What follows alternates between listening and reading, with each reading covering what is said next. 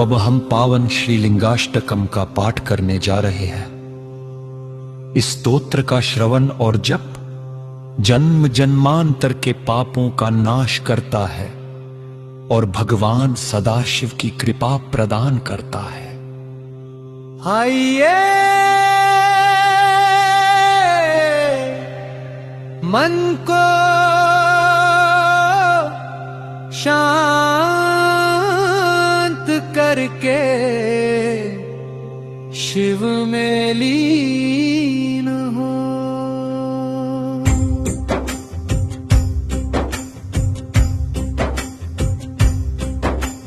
ब्रह्म मुरारि सुरार्चितलिंगम निर्मल भासित शोभितलिंगम जन्मज दुःख विनाशकलिंगं तत्प्रणमामि सदा शिवलिंगं। देवमुनि प्रवरार्चितलिंगं कामदहं करुणाकरलिंगं रावणदर्प विनाशकलिंगं तत्प्रणमामि सदा शिवलिंगं। सर्वसुगन्धिसुलेपितलिंगं बुद्धिविवर्धनकारणलिंगं सिद्धसुरासुरवन्दितलिंगं तत्प्रणमामि सदा शिवलिंगम्। अष्टदलोपरिवेष्टितलिंगं सर्वसमुद्भवकारणलिंगम् अष्टदरिद्रविनाशनलिंगं तत्प्रणमामि सदा शिवलिंगम्। सुरगुरुसुरवर पूजितलिंगं सुरवनपुष्पसदार्चितलिंगं परात्परं परमात्मकलिंगं तत्प्रणमामि सदा शिवलिंगम्। देवमुरारिसुरार्चितलिंगं निर्मलभासितशोभितलिंगं जन्मज दुःख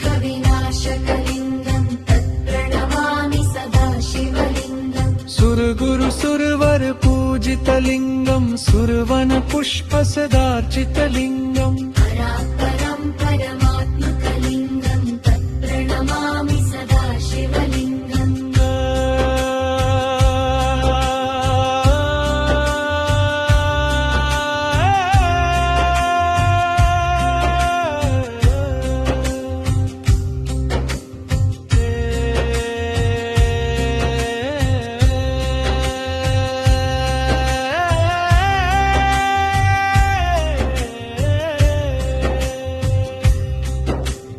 सुरगुरुसुरवर पूजितलिंगं सुरवनपुष्पसदार्चितलिंगं परात्परं परमात्मकलिंगं तत्प्रणमामि सदा शिवलिंगम्। सुरगुरुसुरवर पूजितलिंगं सर्वसमुद्भवकारणलिंगम् अष्टदरिद्रविनाशनलिंगं तत्प्रणमामि सदा शिवलिंगम्। सुरगुरुसुरवर पूजितलिंगं सुरवनपुष्पसदार्चितलिंगं परात्परं परमात्मकलिंगं तत्प्रणमामि सदा शिवलिंगम्। सुरगुरुसुरवर पूजितलिंगं सुरवनपुष्पसदार्चितलिंगम्